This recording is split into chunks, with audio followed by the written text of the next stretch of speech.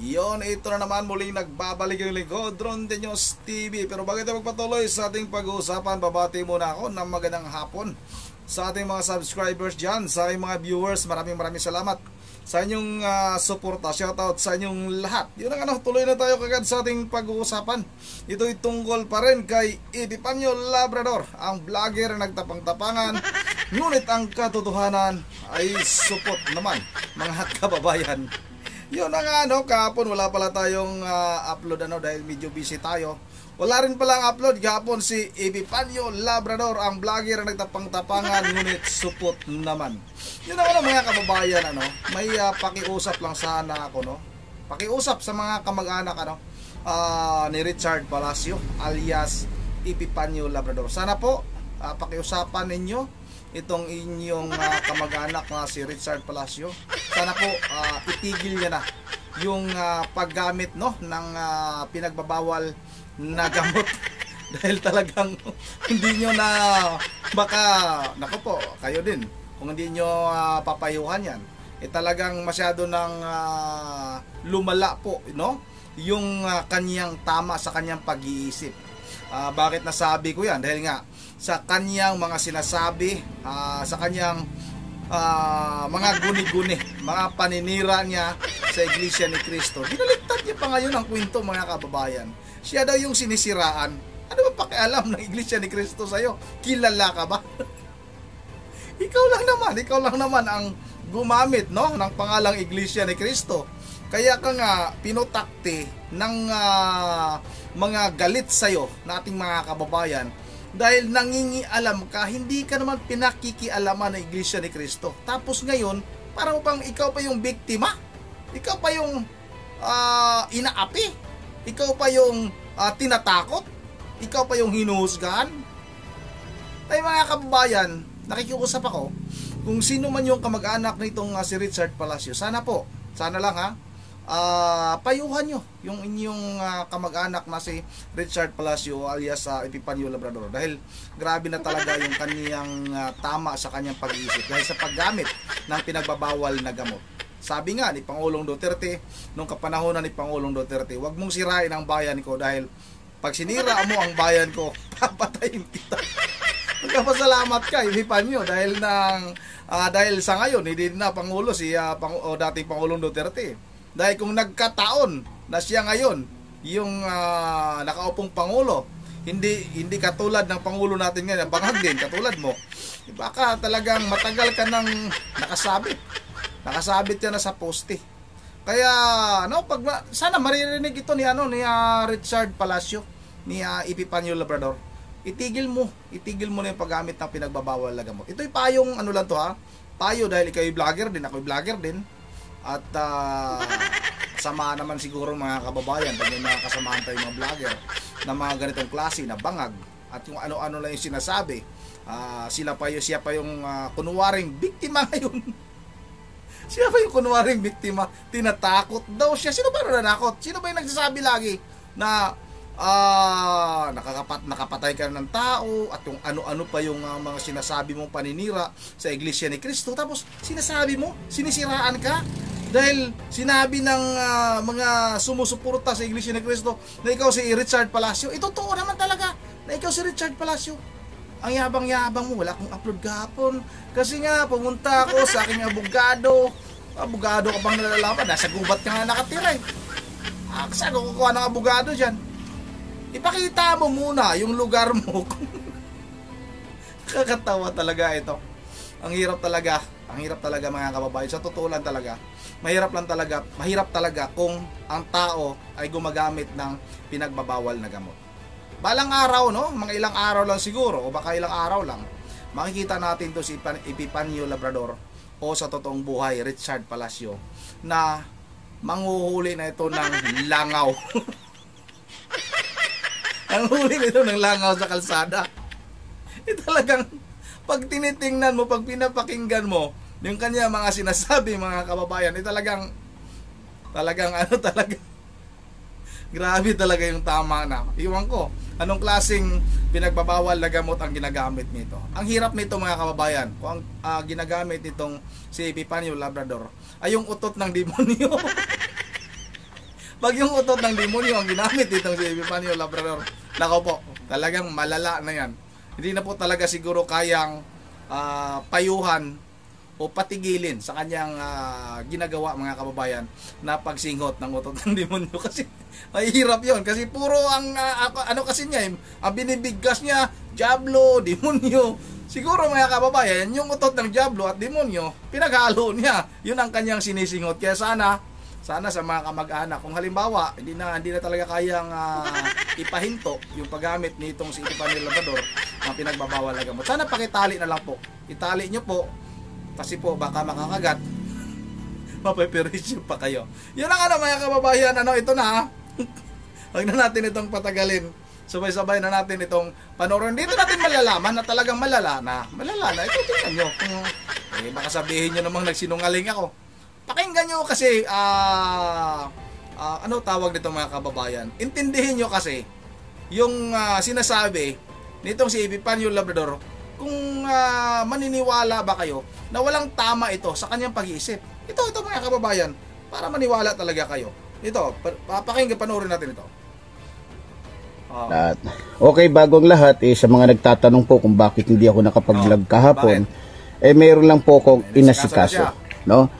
Isang bagay na kung saan lumapit po kami sa aking abogado at syempre sa iba pa nating mga pwedeng lapitan, dahil nga po sa inaalam po namin kung sino-sino yung nagpapakalat ng fake news, no?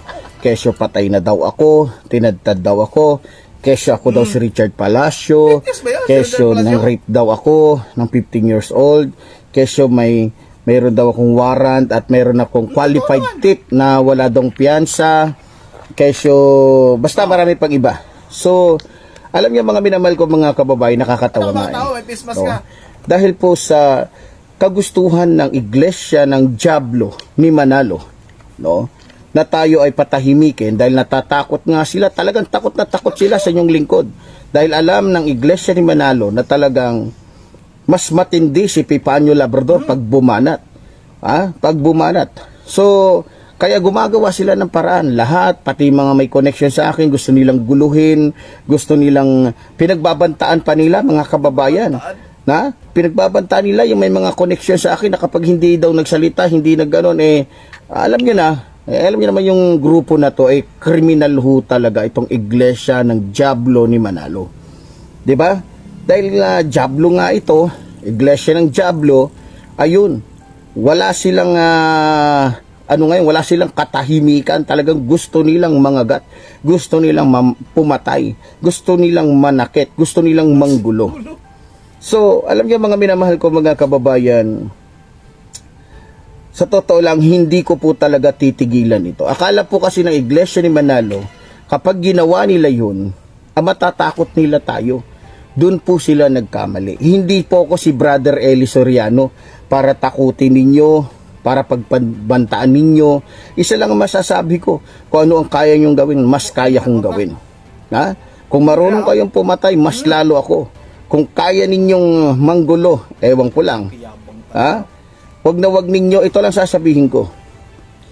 Isa man sa mga may koneksyon sa akin, wag na wag ninyong sasaktan. Dahil pag sinaktan nyo, ginulo nyo, isa man sa mga taong may koneksyon sa akin, tandaan ninyo. Pwede akong pumunta sa ibang lugar, pwede akong umano sa ibang aba, mahirap na, diba? Mahirap na. Sa totoo lang, ayokong gumating sa punto na magkasakitan tayo. Ayokong dumating sa punto na magkaubusan tayo. Baka mamaya hindi nyo rin magustuhan ang kaya kong gawin. Wag nyo akong pilitin. Kaya ikaw na mongoloid ka, na pinuno ng iglesia ng diablo, Eduardo Manalo, isang mongoloid, turuan mo ng magandang asal ang mga membro mo, na puro mga asong ulol, na puro mga lobo na nagpapanggap lang ng mga tupa. Sabihin mo sa kanila, tama na yung paninira, tama na yung kanilang yung kanilang mga sinasabi. 'Di ba?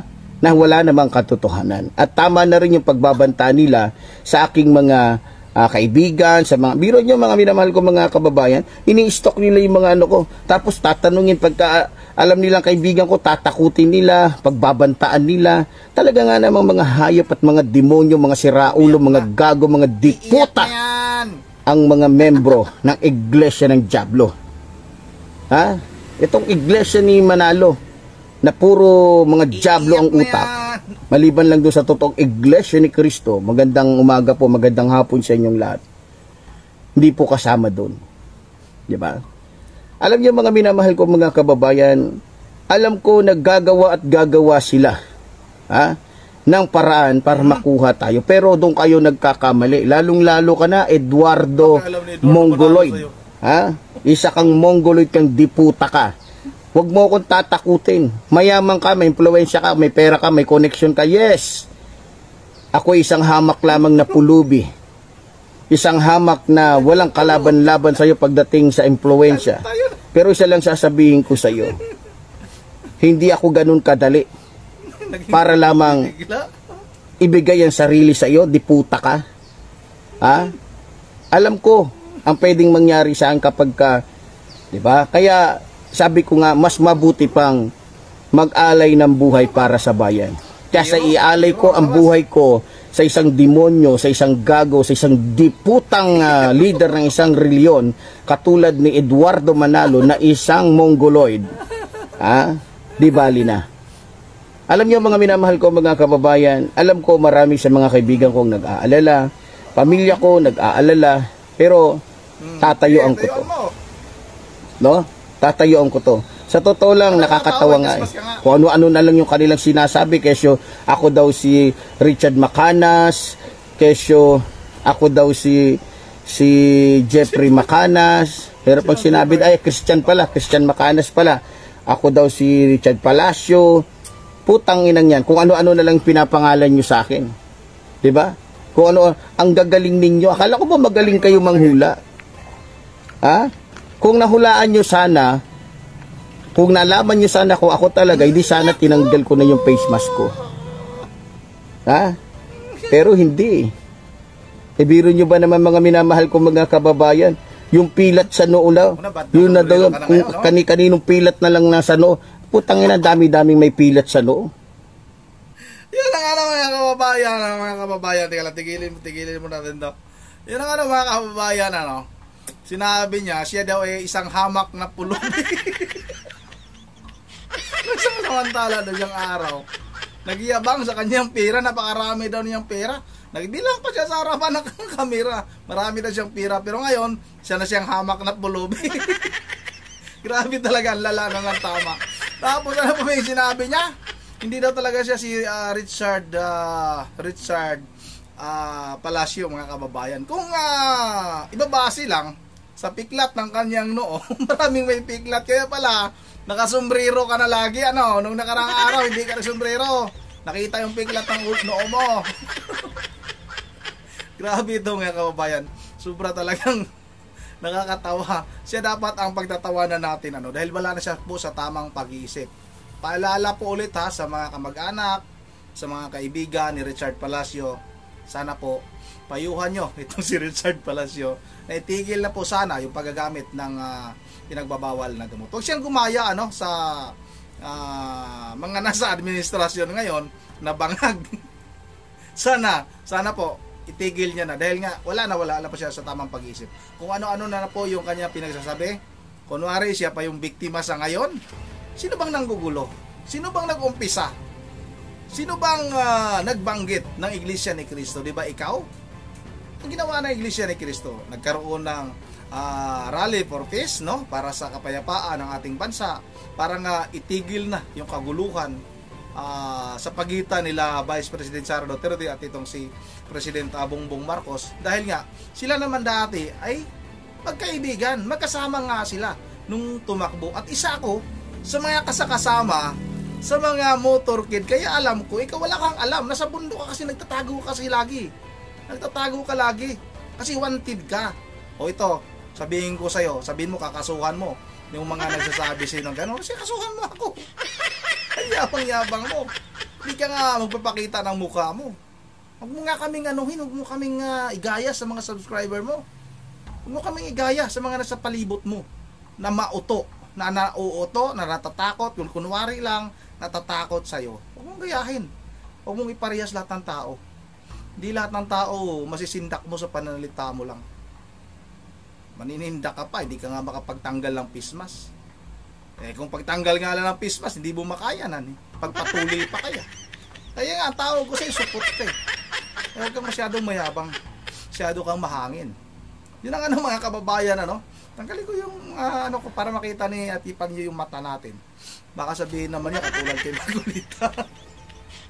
Mayabang nito. Andito na lang muna, at bago tayo magtatapos, ay mag-shoutout lang muna ako. May shoutout tayo dito. Magbasa tayo ng ilang mga komento. Ito na, mga kababayan, itong si Kulia Marjo, shout out sa iyo Commander Tudlas.